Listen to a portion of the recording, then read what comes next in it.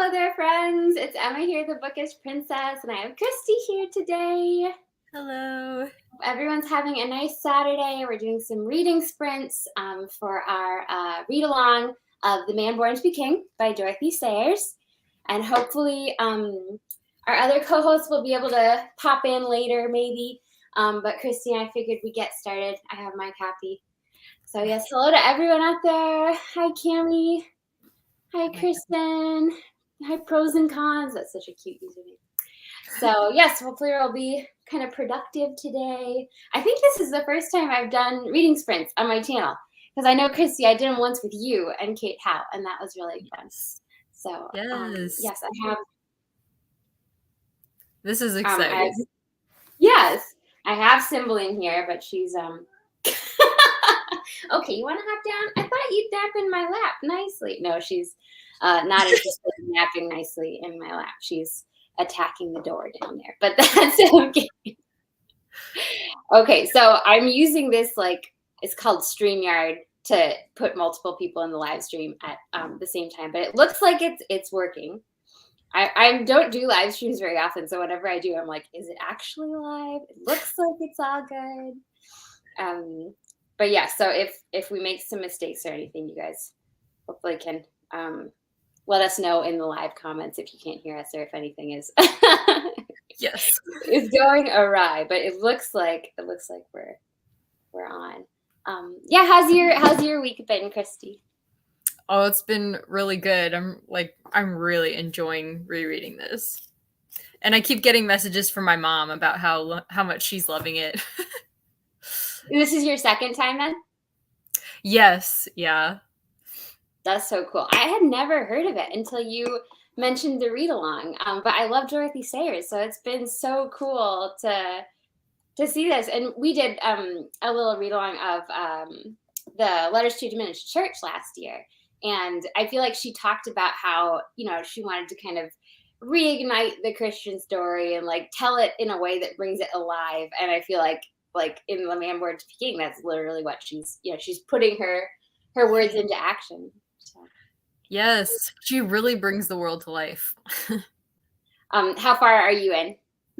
I'm in the second play. Okay, very nice. I've been listening to it. Yeah, if anybody watching along with us, if you've been reading along, let us know in the live chat what play you're on, and if you're doing a book or the audiobook, because I did pick up the BBC one on, I just got it on Apple Books. Nice. Which I think this came out in the 1970s.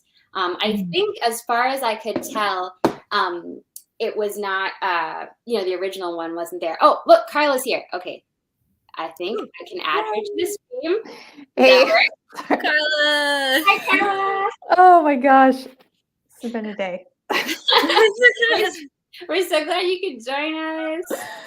I was sending you a message saying, "Oh, I think the speaker before me is running long," and then she was right on time, and then I'm starting talking, and I'm the one that's running long. So anyway. No worries. Yeah, unfortunately, I think Victoria said she wasn't feeling well, so I'm not sure she'll be joining us, but probably we'll all be together in the on January or December 31st. We're doing a New Year's Eve live stream recap over on Christy's channel, so that should be super fun to discuss our impressions. But Carla, we were just talking about how far we're in. How many plays are you in? I haven't. I'm going to be reading it today. When I say I'm my Christmas is running late, and it's running late. So I'm taking this time to read. But the one I have is only 52 pages. Did I not get the right book? Maybe it's one of the plays, because it's okay. 12 plays total, right? Am I right? Okay. Well, yeah. I need to get a different one then. You have something to get started on. So. Yeah. Yeah, okay. I just picked up this copy, but I've been listening to the Audible version, and I think it's so funny with audiobooks how it's hard to tell how far you are along. I think I'm on the 8th play, because I've made pretty good progress, but yeah, it's been really fun so far. I know in the comments on my channel, one of my videos, we were talking about how It's kind of similar to The Chosen. Have you guys seen The Chosen? I haven't. Yeah, it's really good. But it's like putting the story of Christ into the medium of the day. So like this just kind of brings the story of Christ alive in the radio play format that was popular in the 40s during World War II. And of course, The Chosen brings it to life in like the TV format. But yeah, so yeah, if anyone watching hasn't started either, that'll be perfect. Be with me. Make some progress. I'm planning on reading because this has an introduction and also some notes from Dorothy Sayers, which I'm planning on kind of going back and reading that. And then I'll probably continue listening to the audio version. Christy, have you, when you read before, did you read it or listen? I read it before. So I'm listening and reading along this time. And it's really, like, I love the way they dramatize it. I'm listening to the YouTube one, but there are certain things cut out of the YouTube one, which is why it's nice to be reading along with it. When I was doing some searching, someone had said previously that the original version was on YouTube, but then they updated it and said, actually, it's gone now. It's like, it would be fun because I'm curious. The 70s version that I've been reading is a little bit melodramatic. Like, I mean, you could tell the time period it was produced in. And like, I do still like it, but I wonder, like, was the 40s one that melodramatic? Was it, like, what were the little things? But this introduction does talk about, I think it also has some notes about the original production. So that'll be really interesting. Okay, Kirsten says the intro is really great. I can't wait to read it. Yeah. All right. So I guess I'm not, since I don't do reading sprints all the time, I feel like I'm not super knowledgeable about the structure. What do you usually do, Christy? Is it like 20 minutes and then we take a break, or? Totally depends on how long of a sprint you like to do. Some people like to do them longer. Some people like to start short, totally up to you. Okay. Wow. I usually do like 30-minute sprints. 30 minutes? Okay. Well, maybe we'll do, if we did like a 20-minute one, then we could like stop at 1:30 and chat about what we think. Cymbeline is, I was sure she was going to nap. Wouldn't you nap? Just like a nice little nap in my lap. Nope. Okay. Downstairs, she was like all curled up asleep, and I was bringing her up here, and I was like, "Oh, this is perfect. She will settle right back down." But nope, she's like, "Oh no, there are new things to pounce on here and things. I'll just." All right, so I guess we'll go ahead and get started. Christy, sorry, I should have researched this before. Is there like a timer that you use like on the screen, or do you just like keep an eye on the clock and at 1:30 we can all Some people screen share using like an online timer, and a lot of people will just use the banners, and they'll just put a colon and then the minutes of when we'll come back. So like 30. All right, so I'll put this sprinting until 1:30 Eastern, because I know not everybody's on Eastern time. Yeah. All right. So we'll scroll it across. Let's see, is that going to work? Did it? I don't see it on our page, but maybe it's, oh wait, here's show. Okay, there we go. Getting things figured out. All right, so we will start our first 20-minute sprint, and then we can check in at 1:30. Yes, excellent. Fighting. Yeah. Wayne's just staring up at me. You want to sit with me?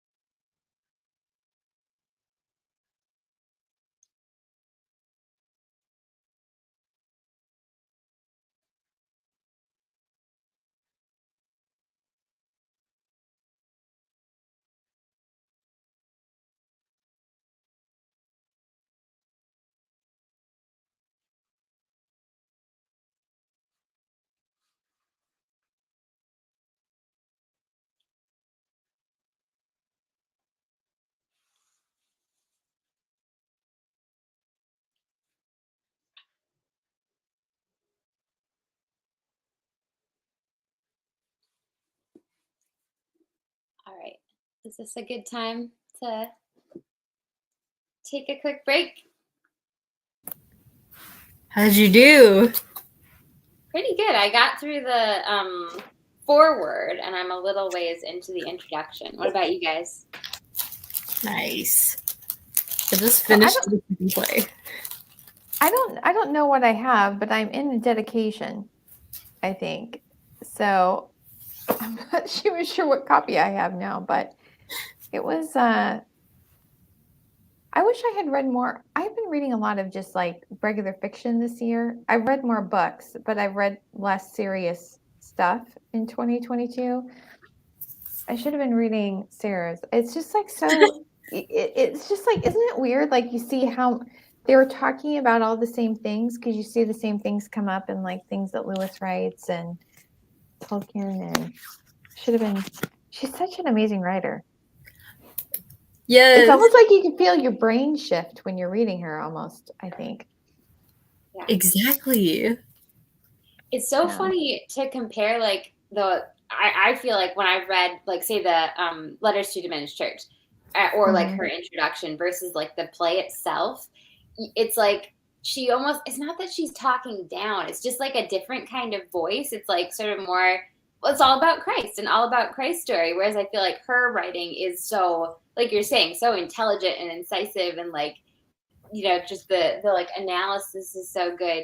But it's fun to like see the different style, because even from like the Lord Peter Whimsy mysteries, those are also very intelligent. Like Lord Peter has a huge collection of books, and he's like, they're always these fun intellectual asides.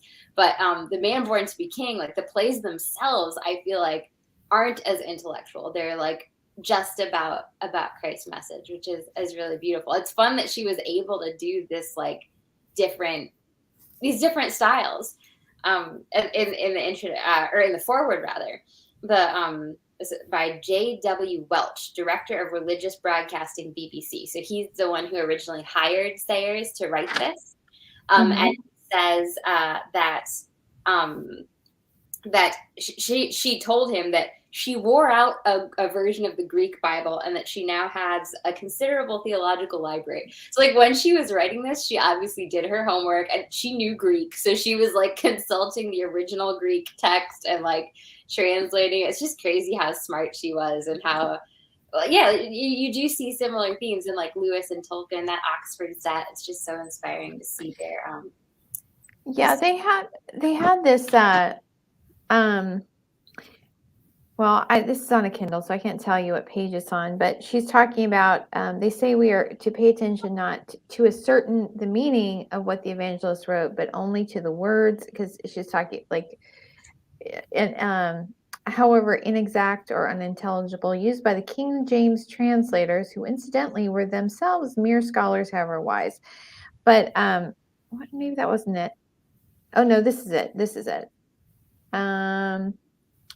But for all except the diminishing company of the instructed, the intervening period is left in the jumble of chronology of the synoptics, a string of parables, a bunch of miracles, a discord, a set of sayings, a flash of apocalyptic thunder here and there, and a little. And although many scattered fragments of teaching are commonly remembered and quoted to the exclusion of as many more or less palatable to the taste of the times, they are remembered chiefly as detached pronouncements unrelated to the circumstances that called them forth. I think that's true. I mean, it's like, it's supposed to be like, who is Jesus? Like, what you need to know, like where he was a person.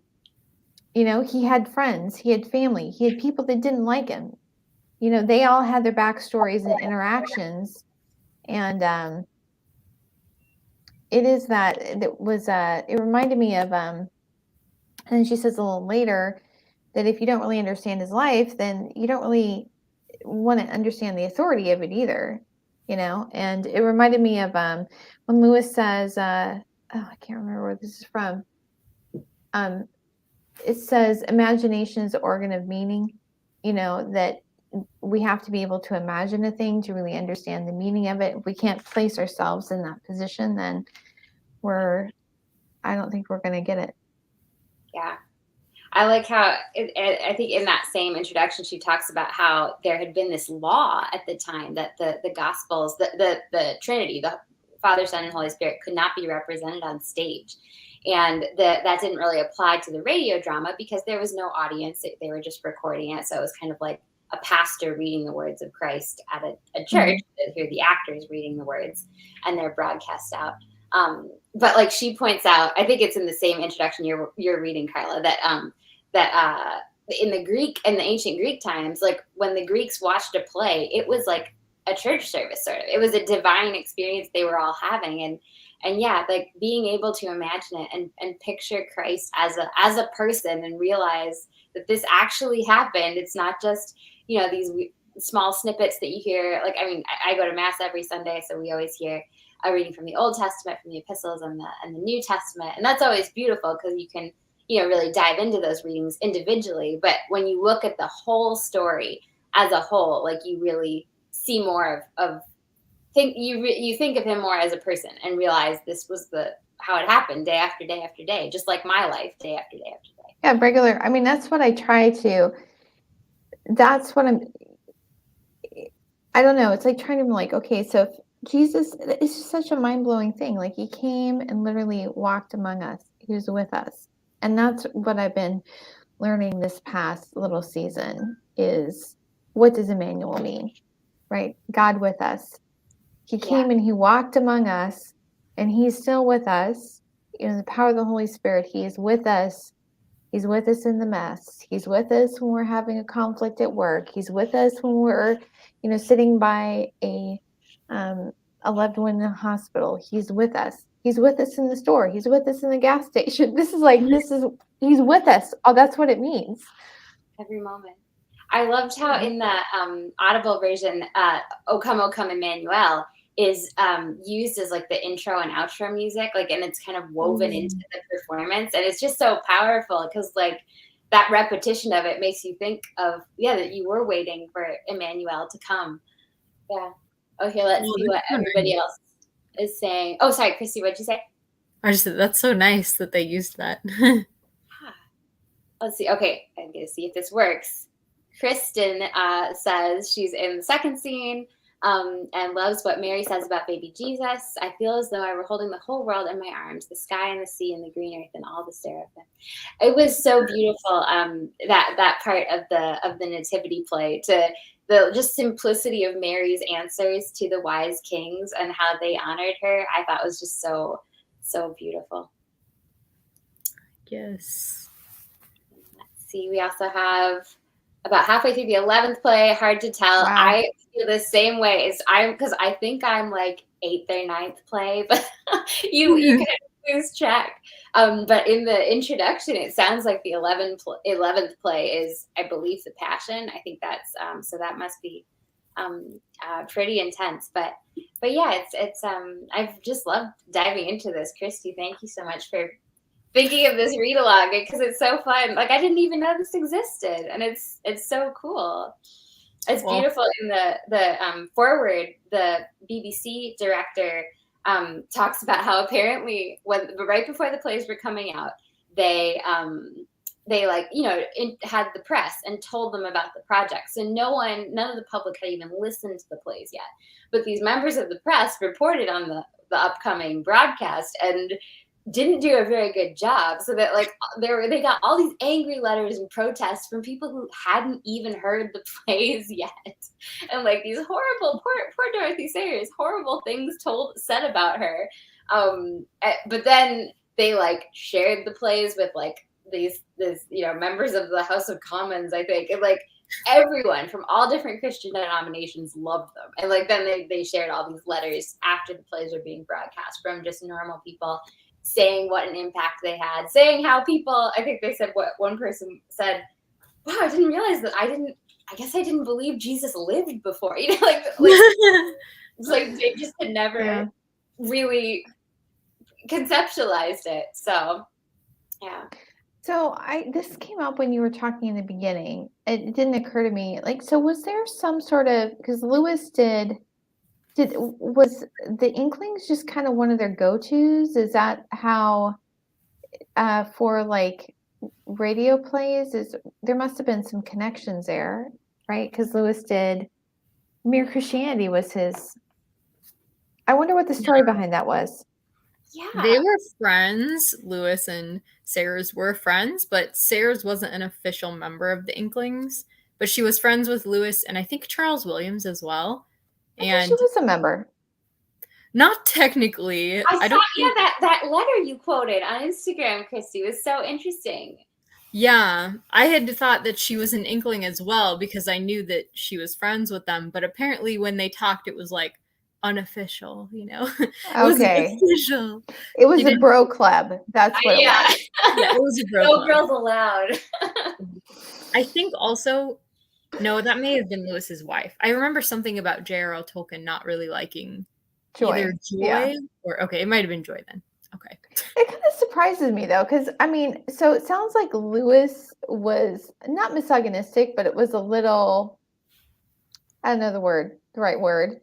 I feel the same way about Lewis. Like, I love him, and his his writings are so incredible, especially about faith. And yet, when you read his not theological, more personal letters, or I read Surprised by Joy, which is his autobiography, and I was surprised how much I disliked Lewis at the end of it. I was like, wow. I mean, I guess everyone's human. It's to be expected, but I think he just lots of little things. I think he went to a really terrible boys' school and was really, I think, really terribly, harassed and hazed there.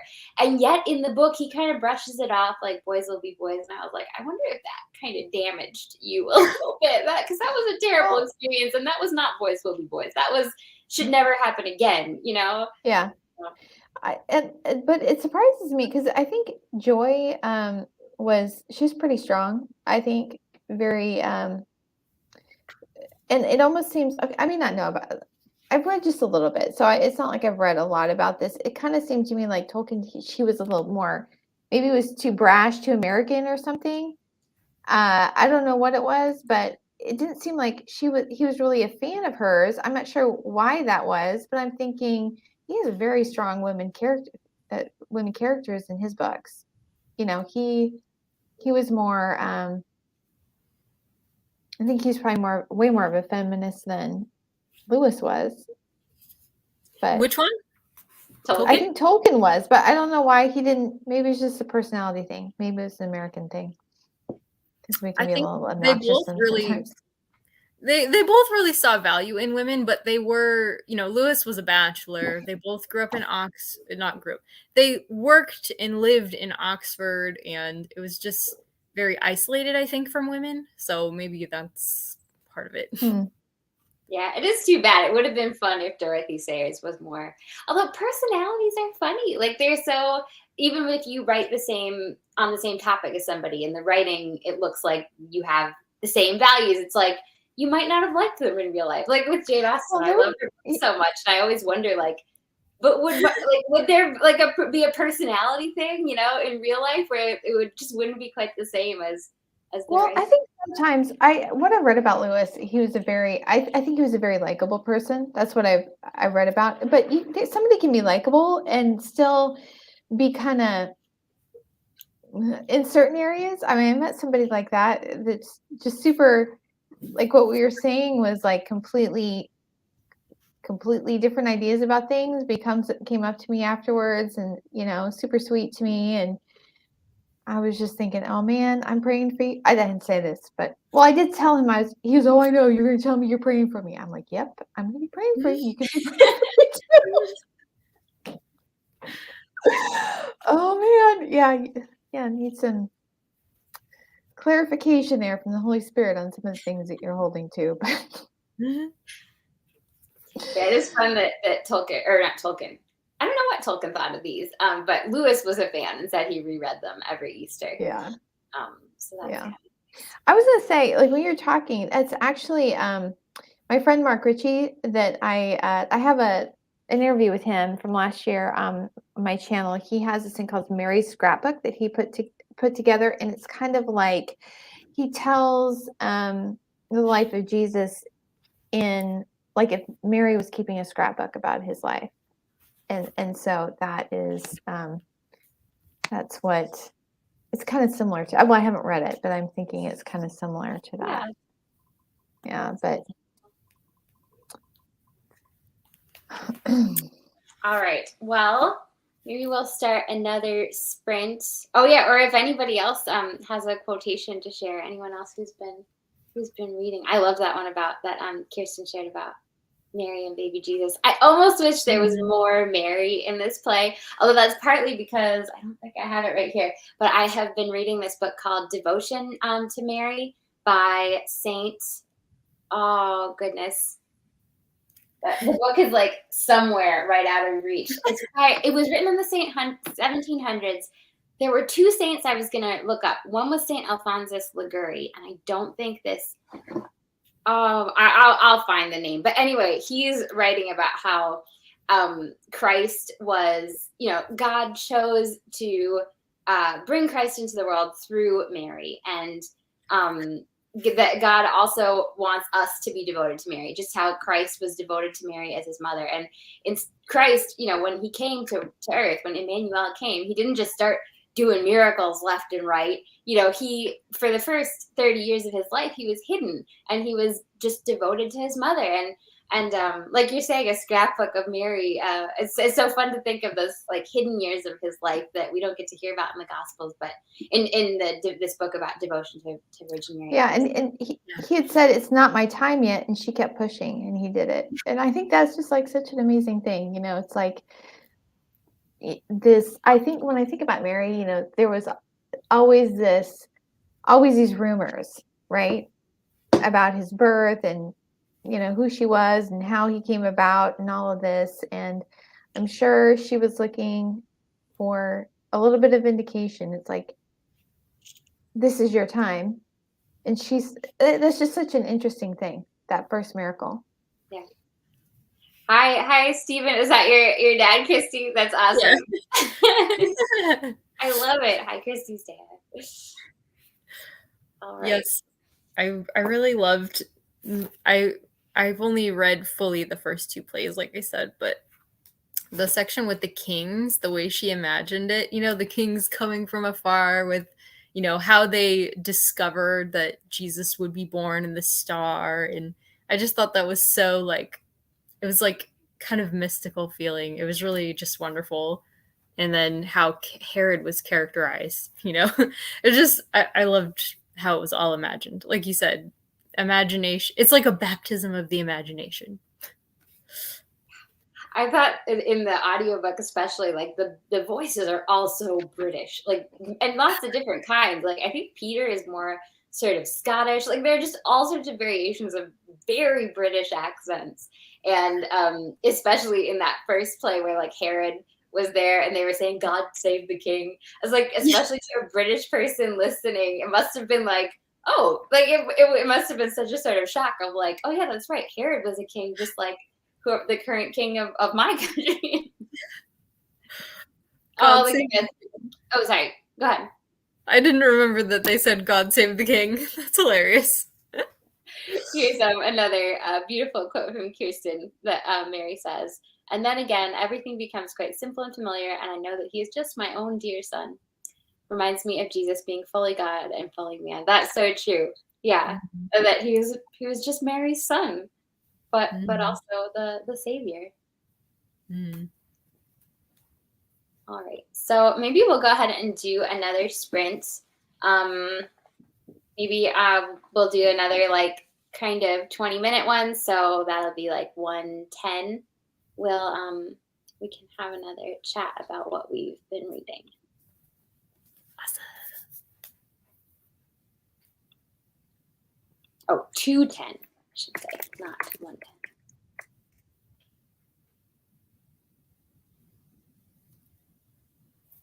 Perfect. Thank you.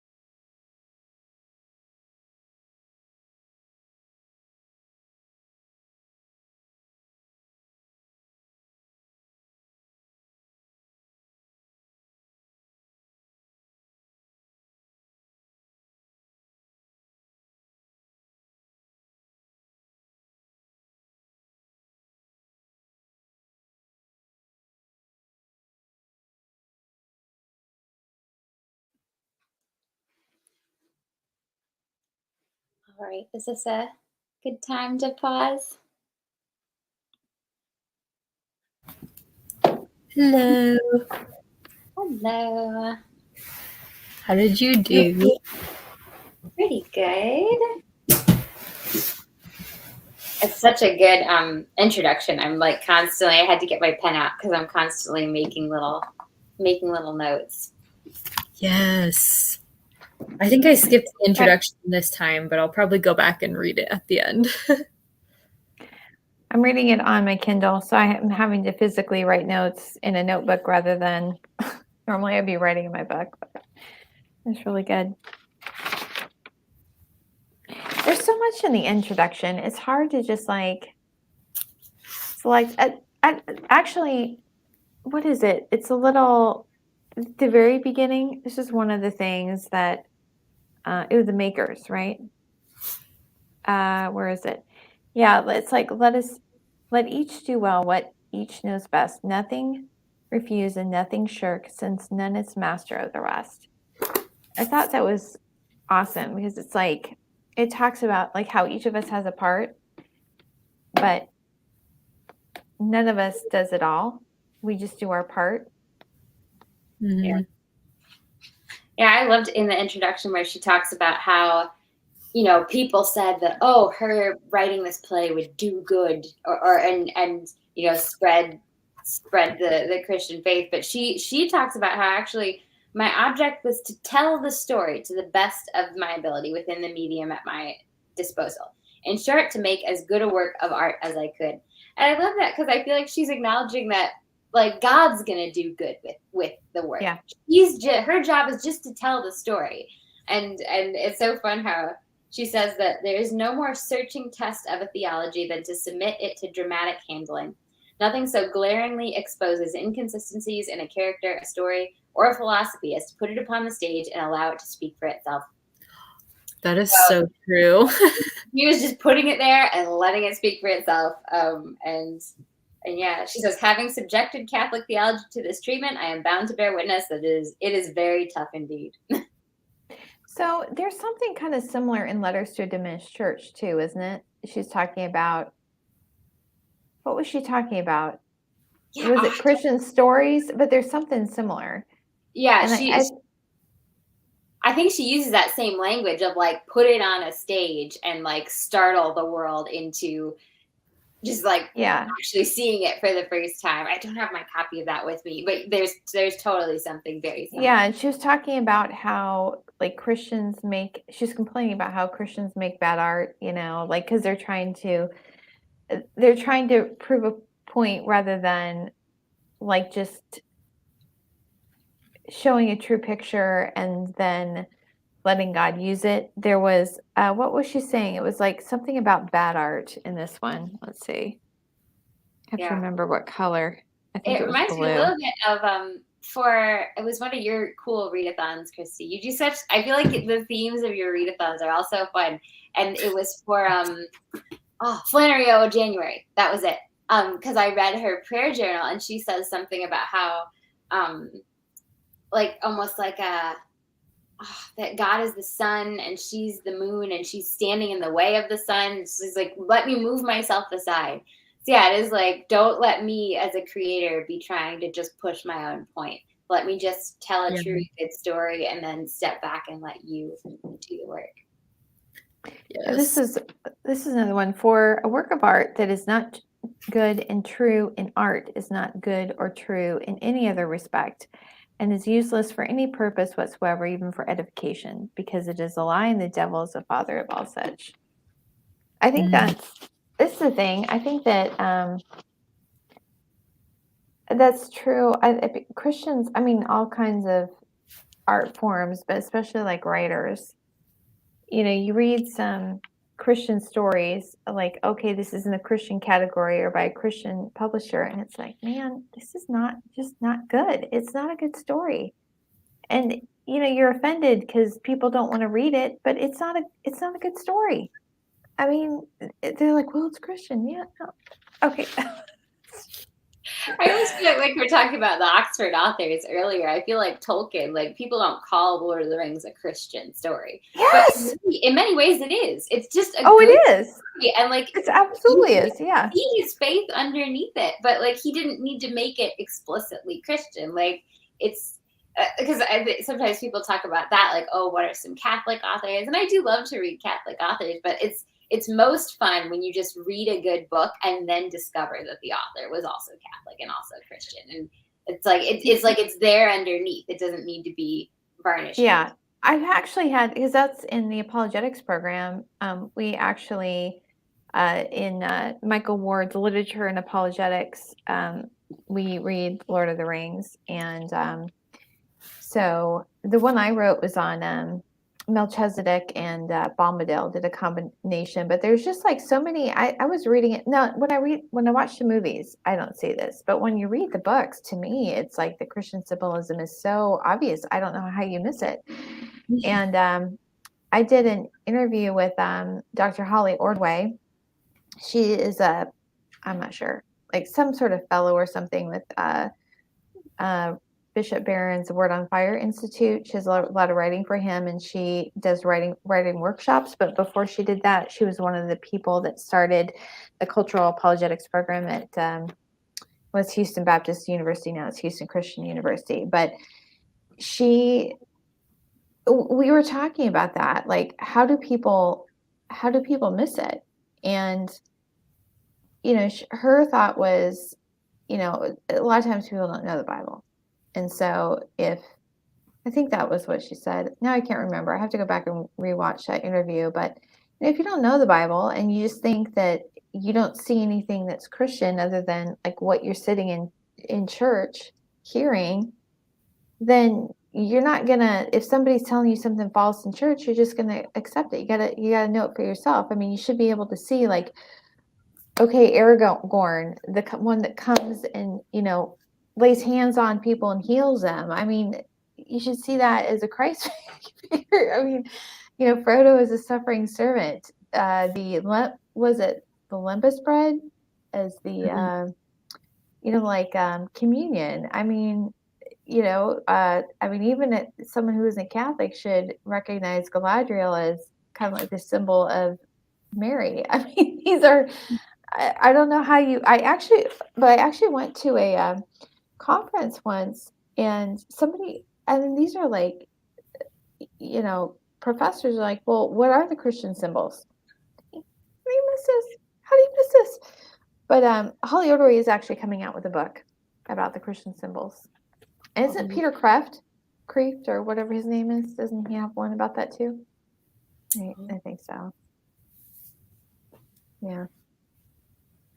How far did you get, Christy?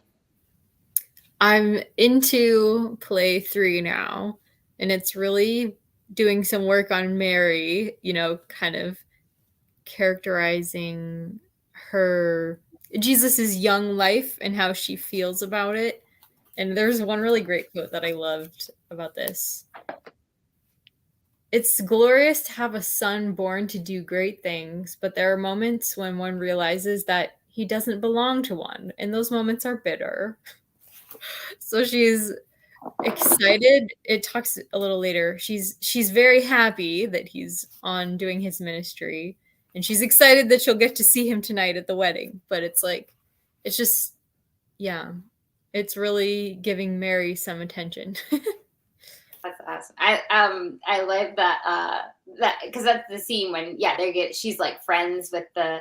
I never thought of that until, because that same scene is in The Chosen, where Mary is friends with the mother of the bride and groom, and so she's there helping to prepare for the wedding. And I love how part of the reason they run out of wine, part of the reason they have too many guests, is because Jesus brought all his disciples. Like, you never think about that when you're reading the Bible, but in both of these adaptations, and they kind of point that out, that like, well, it was kind of Jesus's fault. They ran out of wine. Yes. That's really fun in these plays, the way there are just all these little things that you wouldn't have thought of just reading the Bible, because there is a lot that's untold. That it's really fun the way she fills in those little details and makes you imagine what it what it would have been like when Jesus tells the different parables. Oftentimes it's in context in the plays. So like you see him, he's answering some problem or concern that one of the apostles has, and it's really cool. Yeah. The character of Judas, especially, because we never see in the Bible like exactly Judas's like mindset of like what made him.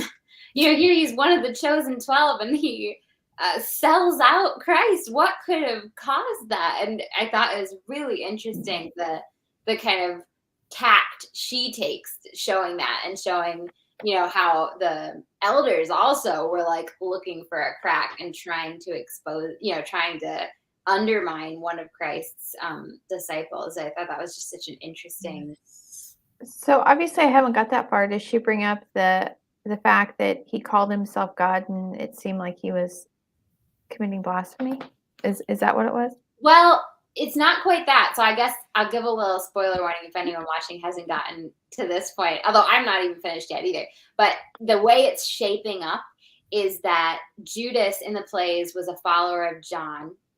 And it's not so much the blasphemy of him saying he's God. It's that Judas is afraid that like the zealots are going to use that Christ is going to play him with the zealots' plans, and that he's going to try to like take over by force and oust the Romans, and he's just going to become like any other king. Like he's just going to become, and that, like all of this stuff he's spoken about, being humble and caring for the poor, and like all of these things that he's spoken about are just sort of lies, and like in the end he's just going to become a king like anybody else. So that's kind of shaping up. It's like Judas thinks he knows the theology better than God. He thinks that he knows the what Christ should be doing better than Christ does, and like that seems to be how it's shaping up.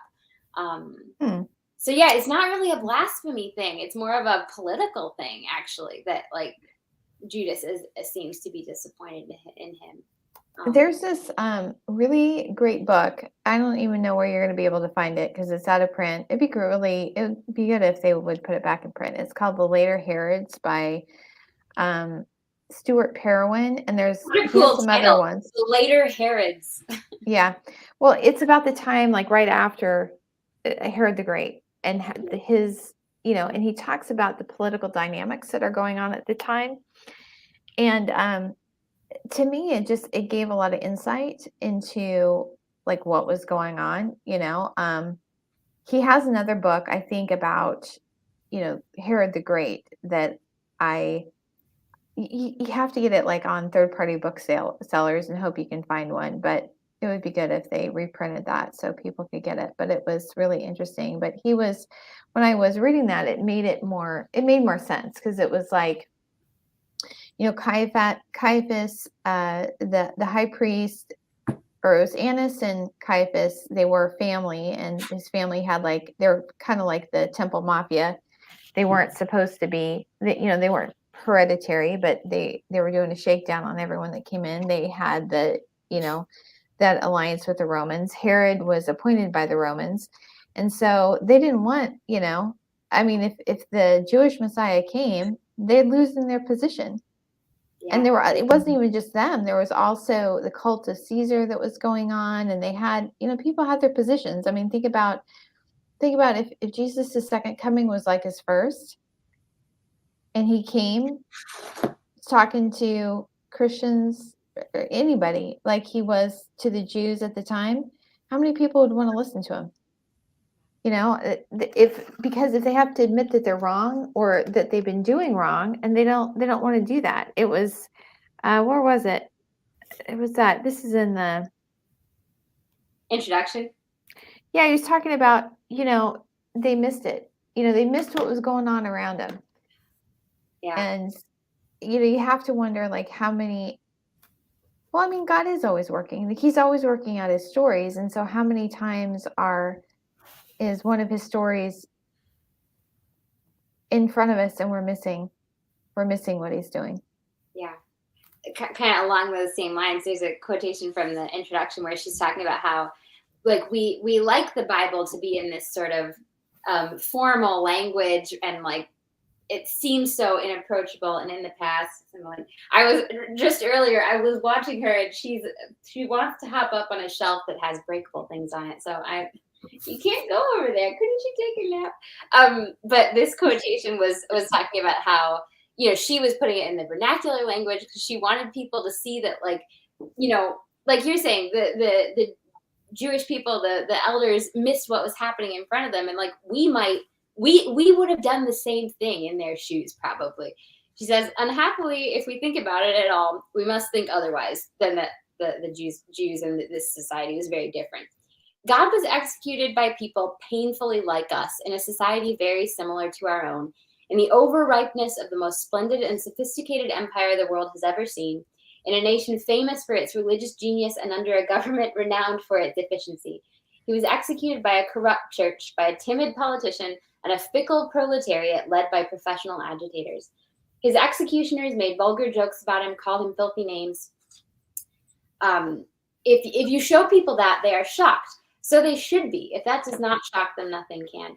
But I just love that like, look, this world was not that different from our own. And if we were in that situation, you shouldn't take it for granted that you would have been on the right side. In the Catholic Church on Palm Sunday before Easter, the gospel reading is always the full account of Christ's passion.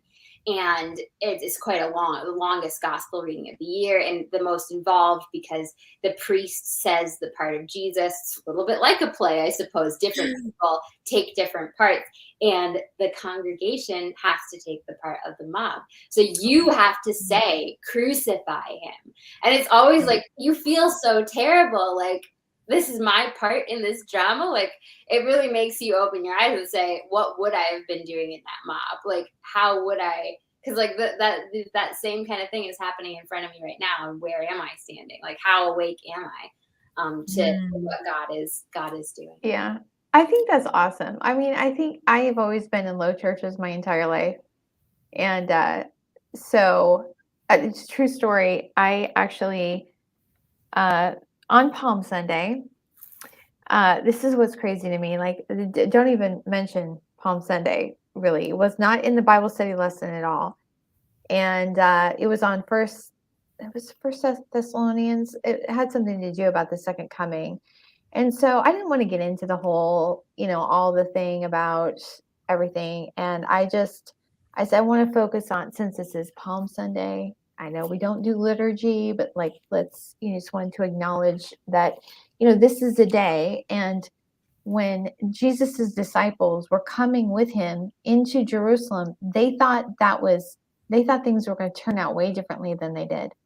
I just finished that scene in the play. Yeah. It's so true. His disciples thinking what it meant, them coming in. They were like, the kingdom is coming. It's all going to work out fine. Like, I think Peter literally says those words in the play. And so when he was crucified, I mean, you have this high, you think it's coming, and then he's dead and he's in the tomb. And it's like, the thing that we should remember about that is it doesn't matter. It's like the story isn't over. The story isn't over. It's not over. Even the resurrection isn't. That's not the end of the story either. Jesus ascended. It's like he's.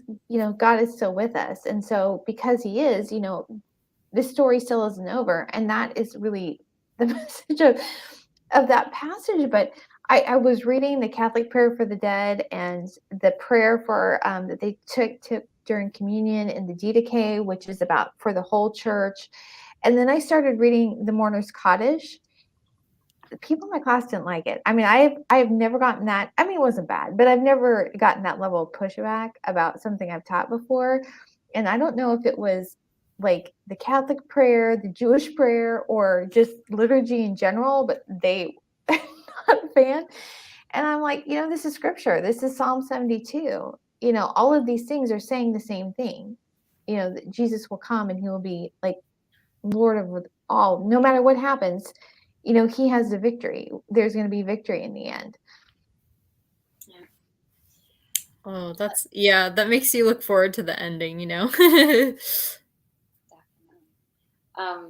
Let's see if there are any Kirsten had a line from Balthazar she shared.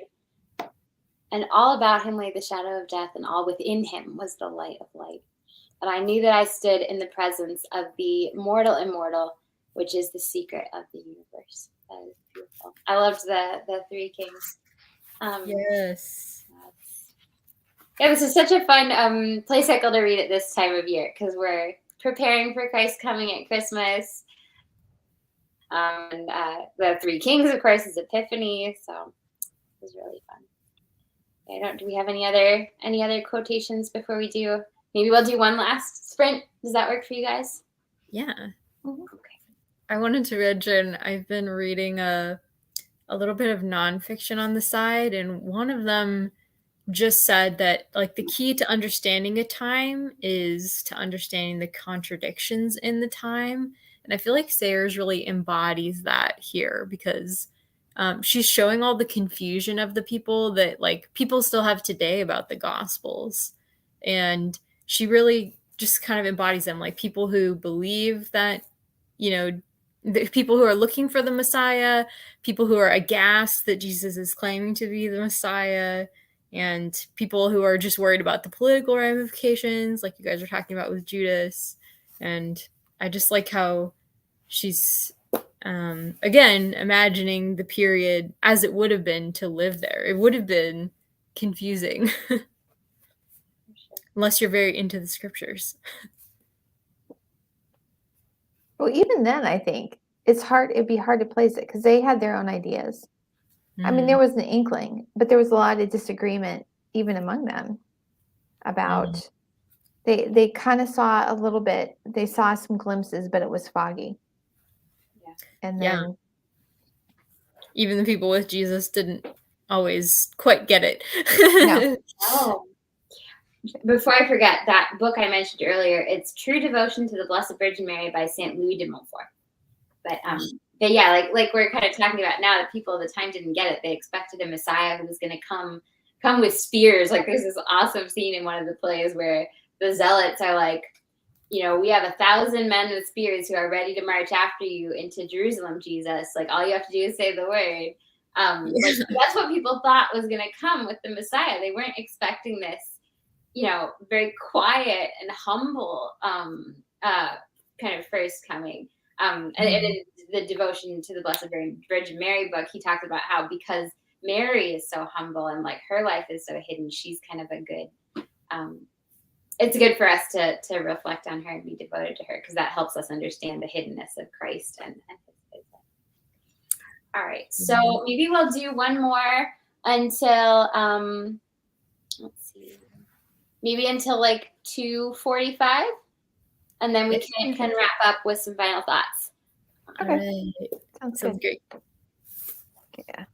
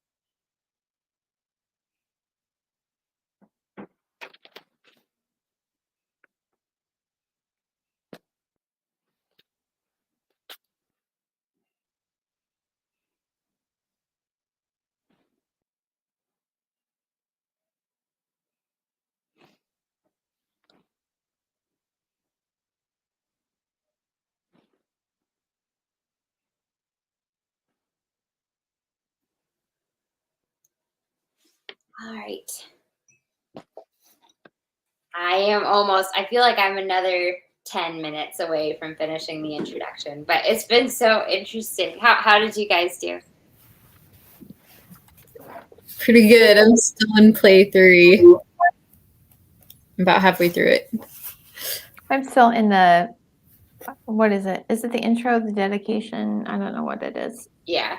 I don't know what I downloaded. I have no idea what I was thinking. It was 52 pages. I don't know what I got. It sounds like you've been quoting the same thing that I've been reading. In my edition, it's just called the introduction. Okay. That Dorothy Sayers wrote. But yeah, I just got to the part where she's talking about the character of Judas, and it's so interesting. She says she's talking about how Judas is an obvious villain in lots of ways. Like, he's just this sort of bad, sneaking guy. But she says, you know, when writing the play, like, well, that's not going to work because Jesus is no fool.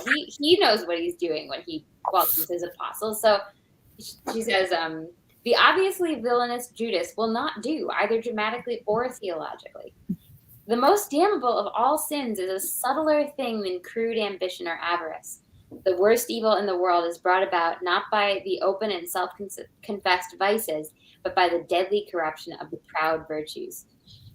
Which has been how she's developed Judas so far, that he's like the smartest of the apostles. And I think there's this line where Caiaphas says, that is a man who has ideas.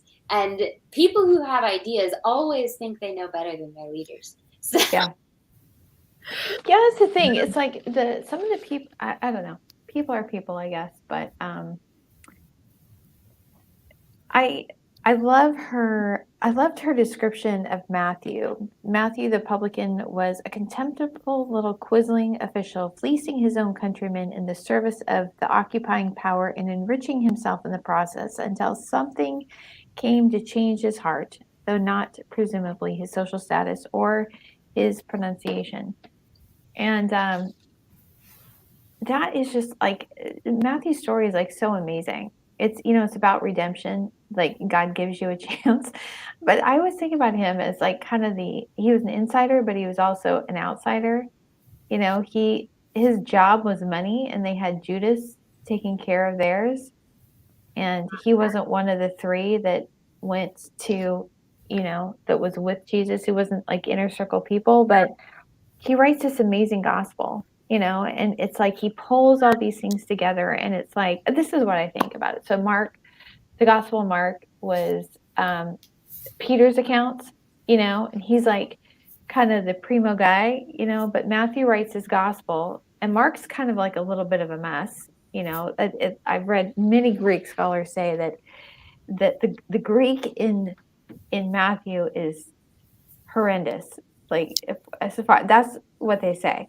But then Matthew writes his gospel, and it's like he's pulling it all together, and it's like it's almost like he's saying to Jesus, I got it. I understood what you were saying. I got it. And it's funny you said you haven't watched The Chosen, but the way they adapt the character of Matthew and how he's at odds with the other disciples, but he always has a notebook and he's always writing things down. And they do a really good job in that.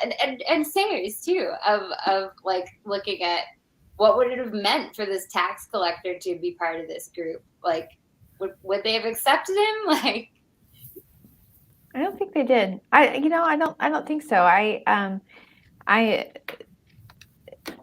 I've been teaching in Pakistan, and I mentioned in my announcement video, my very late announcement video, that we've been helping some Afghan refugees. And when I had recorded that, we had somebody who had committed to give money for embassy documents, but I spent literally like a week and a half trying to find a way to get it to them, because there's all this broken trust about who to get money into. And one of the people that I knew they didn't trust because he had been dishonest about money before. And it's just like, you know, we choose, but you know, the redemption, the door is open to redemption, I think. But that's when I read that, I was like, oh. It's so interesting because the men Jesus chose were just like not perfect by any means, Yeah. but they were like becoming, and he gave them a chance to become really his disciples, and a lot of them did. Yeah. There's this line in the introduction that I marked. The disciples of Jesus, plunged into cowardice and despondency by the human tragedy of the crucifixion, needed only to be convinced by the resurrection that that which had suffered and died was an actual historical fact, the true being of all things, to recover their courage and spirits in a manner quite unparalleled, and to proclaim the divine comedy loudly and cheerfully with the utmost disregard for their own safety. I just thought that line especially, that the resurrection recovered their courage and spirits in a manner quite unparalleled. Because then they go all the way around the world and pass down the faith that like we now have 2,000 years later, and it's just pretty extraordinary. Recently we've been watching my family this. I think it's available for free on YouTube. It's actually the actor who played Poirot in the adaptation. He does a series on, well, not one of the 12 apostles, St. Paul. And it takes place, they filmed it on location, and the actor says that a man's walk is very important, that when he was playing the character of Poirot, he had to decide on the walk that Poirot would have done. And so he's saying that walking where St. Paul walked is how he's learning about St. Paul and visiting these places. But just in that, he talks about how St. Paul would have arrived in this city, like by this port, and like he shows the ruins of the city, and even from the ruins you can see it was this massive city, and that like it was dedicated to this pagan goddess, and like the pilgrims to see the pagan goddess made all this money, but you just think of like Paul arriving with enough faith within him to say, you know what, I'm going to start to convert this. Like it would be like arriving at Manhattan and saying, I'm going to convert this city to Christianity. It's like, are you crazy? And yeah, they did that. They recovered their courage and spirits in a manner quite unparalleled, and they succeeded. So yeah, the apostles and disciples, it's fun to get to know them better in this play, because you feel like they're real people you would have known, and they come to life. Yeah. You know what's interesting? When you just said that, I was thinking about Paul. Like we have to assume he may have heard some of Jesus's teachings, right? But they weren't friends. Obviously, we're not friends. And so his first encounter with Jesus is on the road to Damascus. I mean, think how overwhelming that would have been. Would have shocked the spit out of him, and shocked the sight out of him. Goes blank. Yeah.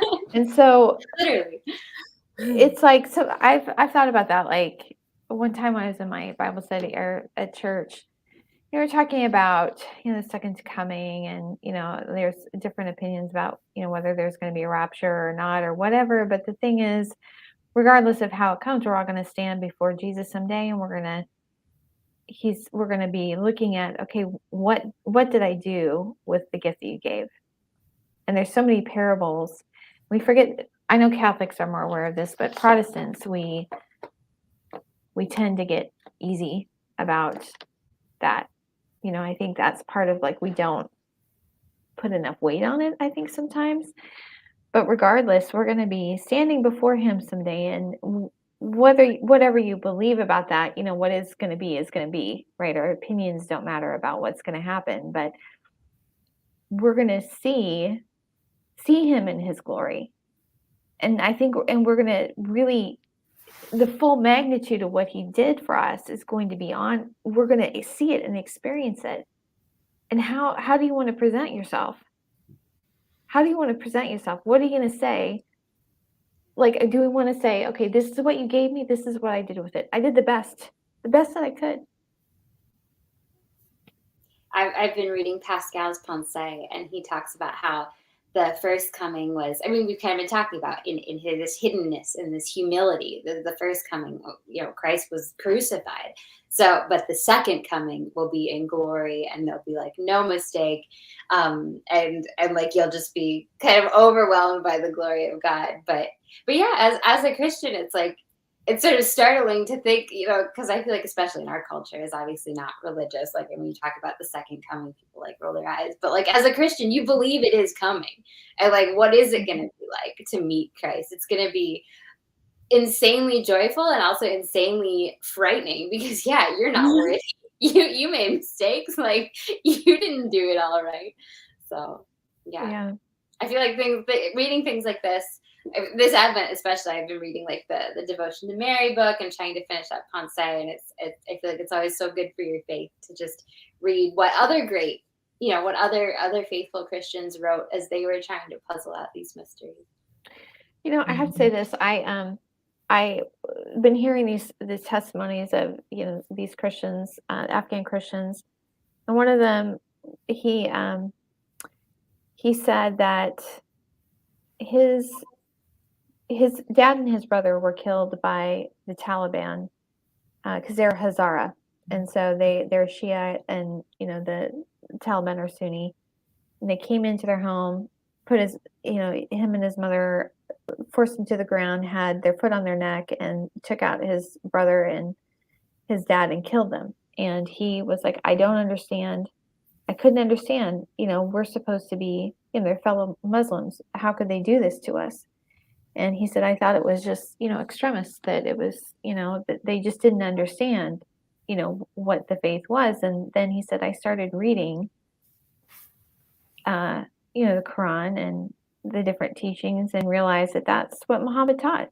That's what, and he was reading it for himself. He didn't have a Christian, there was no apologetic debate. It's like he had experienced what was being done.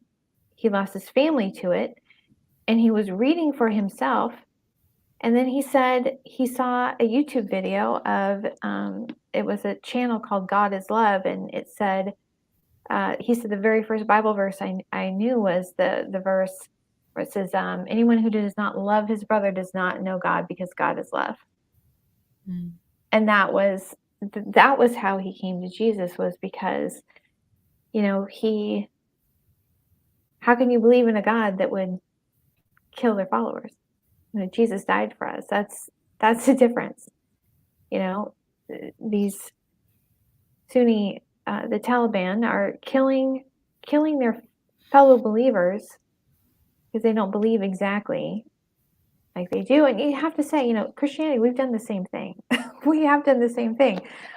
We have a long history of, claiming the name of God for things that are not of God. If you don't care for your brother, you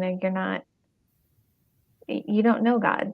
And, but what I wanted to say was that another person who is in that same group, he said that the Hazaras, they value reading, and that's why a lot of them become Christians, because they're just reading and they're exploring. And so I just wanted to tell you guys that, as you're doing these booktube videos, I mean, you don't know how God's going to use them.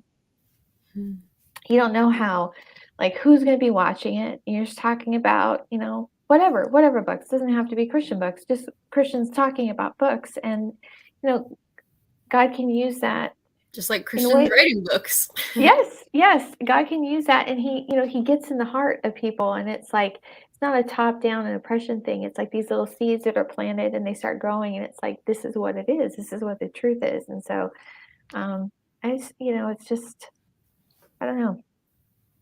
And I feel like the play is really doing a good job of showing the gospel through who Jesus was. He was meekness, power under control, always so gentle with people, outside of, people selling things in the temple. That's when you see the power come out. Mm-hmm. Yeah, this has been so wonderful. That's just been really fun to chat with you guys. I can't wait for our New Year's Eve live show. That'll be super fun. Thank you for doing this, Emma.